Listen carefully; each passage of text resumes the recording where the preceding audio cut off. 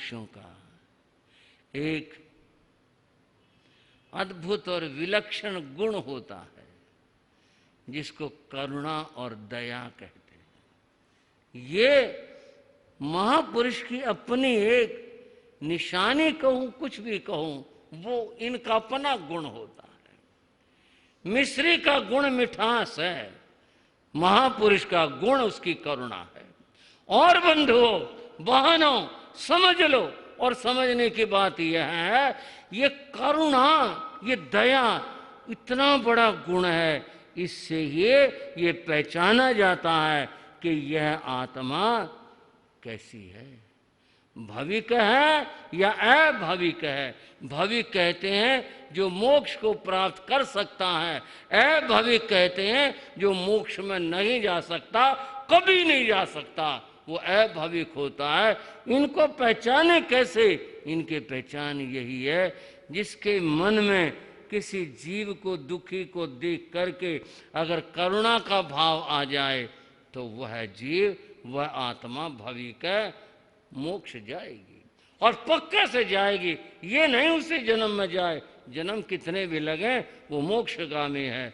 और अगर कोई मर रहा है, कोई किसी को मार रहा है और देख के आनंद मना रहा है, वाह भाई वाह, एक और मार, एक और यूं कर दे, और आनंद ले रहा है भविक आत्मा है। जो दूसरे को दुखी देखकर और आनंद मनाए वह अभविक है, वो मोक्ष नहीं जा सकता कभी। महापुरुष दूसरे को दुखी देख करके द्रवित हो जाते हैं। यही संत की निशानी बताई गई है, यही बात कही गई है उनकी, कि वो दुखी को देख करके कहते हैं, संत हृदय नवनीत समाना, कहाँ कबीर भाई कही न जाना, निज दुख द्रवी सदा नवनीता, पर दुख द्रवी संत पुनीता। मक्खन अपने ताप से पिघलता है, महापुरुष अपने ताप से नहीं पिघलते, वे दूसरे के दुख को देख करके रो पड़ते हैं। स्वयं पर वज्र भी टूटे तो हंसते ही रहेंगे। हाँ, स्वयं पर वज्र भी टूटे तो हंसते ही रहेंगे। हाँ, दुखी को देख रो उठते दया के तो सदन ही है। दुखी को देख रो उठते दया के तो सदन ही है। जगत के तारने वाले जगत में संत जन ही है। जगत के तारने वाले जगत में संत की पहचान, वह दूसरे को दुखी देख करके रो उठते। अपने ऊपर वज्र भी टूटे, पत्थर भी पड़े, कितना भी कष्ट आ जाए, हंसते ही रहेंगे। हाँ, कोई बात नहीं, कुछ नहीं, क्या है, पर दूसरे को दुखी नहीं देख सकते। ऋषभ पता नहीं कब कहाँ निकल गए, छोटे ही, आज तो उनके साथ कोई साथी भी नहीं आया, अकेले निकल गए। पता नहीं अपना ज्ञान में देख कर निकले, पता नहीं ऐसे स्वाभाविक यूं ही निकल गए। जो भी थी वो उनकी आबादी बस्ती कुछ निकल गए, जंगल में चले गए। भय नाम की चीज तो थी नहीं कि कोई जानवर निकलाएगा, कुछ हो जाएगा, यहाँ कोई शेर सांप आ जाएगा, ये भय नाम की चीज कोई नहीं थी, कुछ नहीं, चले गए। पता नहीं कितनी दूर निकल आए। एक कन्या जिसकी उम्र 5 और 7 वर्ष की हो गई, सुबकती हुई, रोती हुई आ रही थी, रोती हुई आने लग रही थी। अकेली कन्या, एक बालिका रोती हुई आ रही थी। ऋषभ ने देखा, अरे ये लड़की रो रही है। बेचारी चुप ही नहीं हो रही थी।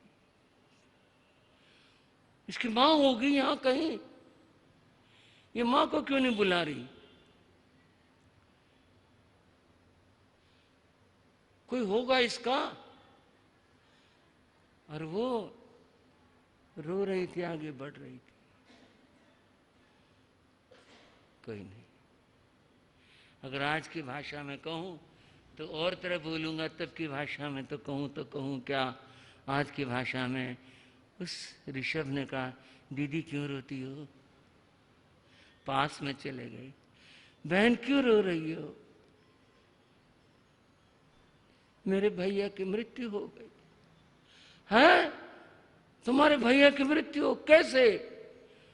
वो है ना वहां, उसके नीचे हम दोनों थे, ऊपर से कितना सारा बड़ा वो गिरा एक फल, उनको यहां लगा, वो गिर पड़े, वो मर गए।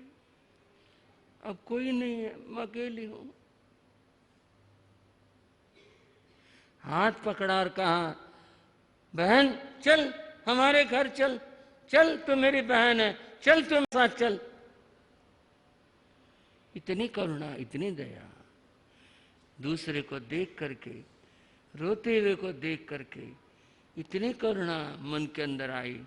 उस बालिका को ऋषभ अपने साथ ले आए। यूं महापुरुष ढूंढ ढूंढ कर दूसरों का भला करते हैं, यूं कल्याण करते हैं। हम भी संसार अटवी में भटक रहे हैं, प्रभु को याद करो, उनकी शरण लो। हमारा भी हाथ पकड़ करके वो हमें इस संसार के जंगल से पार कर दे। उस बालिका को उसका हाथ पकड़कर ऋषभ ले आए, चलो हमारे घर चलो। ले आए। ना भी सामने मिले, ऋषभ हाथ हाथ, ये कौन है? ये बहन है ना, इनका भाई मर गया, ये वहां जंगल में थी, अकेली थी, ये रोने लग रही थी, ये हमारे घर में रहेगी। अच्छा, इसका भाई मर गया? हाँ, इसका भाई मर गया। कैसे मर गया? ये बता रहे कि ऊपर से एक बड़ा फल टूट करके गिरा और उसको सिर में लग गया और वो मर गया। कोई बात नहीं, अगर तू लाया ना इसको तो ठीक है, घर में रहेगी, ये भी घर में रहेगी, कोई बात नहीं, हमारे घर में रहेगी। और उन्होंने उसे रख लिया। अब मैं थोड़ा समझाना चाहूँगा ऋषभ की इस घटना को। उस जमाने में जो बच्चों का जन्म होता था वह युगल में होता था। यह एक युगल था। जो ये बालिका जिसको ऋषभ लेकर आए हैं, ये भी युगल था। और ये मैंने बताया कि एक उम्र तक जब तक माता पिता विवाह नहीं करते थे, ये पूर्ण विशुद्ध रूप से भाई और बहन ही रहते थे। उसी रूप में ही इनका जीवन बीतता था और ऐसा ही एक दूसरे को कहा करते। इसलिए कन्या ने कहा, मेरा भाई मर गया, इसलिए कहा।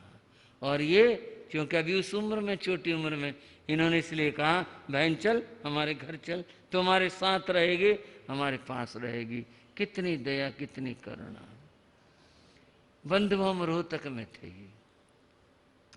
स्थानक में एक सेवादार था। वो ऐसे ही रेलवे स्टेशन की ओर जो है वो चला गया। वहां उसे एक रोता हुआ बच्चा मिला, उम्र 10-1 साल की होगी उसकी। उसने पूछा, किसका है तू? तो कुछ बता सा नहीं पाया, वो रो रहा था। उसने कहा चल कुछ खा ले। उसने हाँ भर दी। उसने उसको केले वो लिए, उसको केले खिला दिए। तेरा घर कहाँ पर है? बोला आपुन बम्बई में रहता है। ये आपुन जो बॉम्बे की भाषा है। हाँ जी ठीक है ना जी। तो बम्बई से तू यहाँ कहाँ कैसे आया? तेरे पिता कोई और? मैं कहा अपन घर से भागा। मैं तो घर से भागा हुआ हूँ। अरे पागल, तू 10 साल का छोटा सा घर से भाग आया। और उसने कहा मेरे पिता ने मुझे मारा, बताया। वो उसे स्थानक ले आया। स्थानक के साथ वहाँ धर्मशाला भी थी, उसे वहाँ रखा। अब मैं बात बता रहा हूँ। यह हमारे से बोला, वो सेवक बोला मैं चेल्लो ले आया। वहाँ चेल्लो ले आया? चेल्लो कहाँ से लाया तू? बोले मैं लाया, आपके पास चेल्लो ले आया। फिर उसने बताया कि स्टेशन में, माँ भाई नहीं ऐसे नहीं रख सकते हम चेला, ऐसे घर से भागा हुआ, क्या बात है, कैसे है, क्या स्थिति है, कुछ चोर है, उचक्का है, क्या मामला, कल ने कोई पुलिस ढूंढती आए, हम कैसे रख लें, इससे हम तो नहीं रख सकते। मैंने कहा सेक्रेटरी से बात कर ले। उसने बात करी। वो बोला भाई देखो हम ऐसे तो नहीं रख सकते। उससे पूछा भाई तो अपना आता पता बता दे कुछ और। बात बनी नहीं, रखने को कोई तैयार नहीं हुआ। नहीं भाई मामला क्या पता क्या केस बन जाए हमारे ऊपर, क्या मामला हो जाए। आखिरकार उसको खाना खिलाया, उसको कपड़े भी दिलाए, पुचकारा भी, और कहा हम तेरे को बम्बई का तू बता दे, टिकट दिला देते तो वापिस चला जाए, बच्चा कहाँ भटकेगा। तो वे हम तो इतना ही करवा पाए, कभी उसको टिकट दिलवा के गाड़ी में बिठवा दिया और खाने के पैसे दिलवा दिए। बताओ और क्या करें। ये तो ऐसे अनजान को ऐसे ले आए। वो तो ऋषभ थे, उस कन्या को ले आए, बोले मेरी बहन है, इसको हम रखेंगे। ठीक है भाई। और पिता ने कहा ठीक है रख लो। उस कन्या का नाम पूछा, उसका नाम सुनंदा था। उस कन्या का नाम सुनंदा था। लोगों में पता चला भाई ये ऋषभ जो है ये ऐसे हो गई बात। लोग हैरान हो गए, बोले भाई ये तो युगल का युग है, जोड़े का, अब ये इसको ले आया, अब क्या होगा। बंधुओं यहां एक नई समस्या उत्पन्न हुई। अब मैं राजा की भूमिका बताता हूं। वह राजा की भूमिका यह है, ना भी कुलकर हैं। उस जमाने के हम छोटे राजा कह लो, कुछ कह लो, आदेश देते हैं। उन्होंने सारी स्थिति को देखा। और मैं यहां राजा की बात कहना चाहता हूं, जासु राज प्रिय प्रजा दुखारी।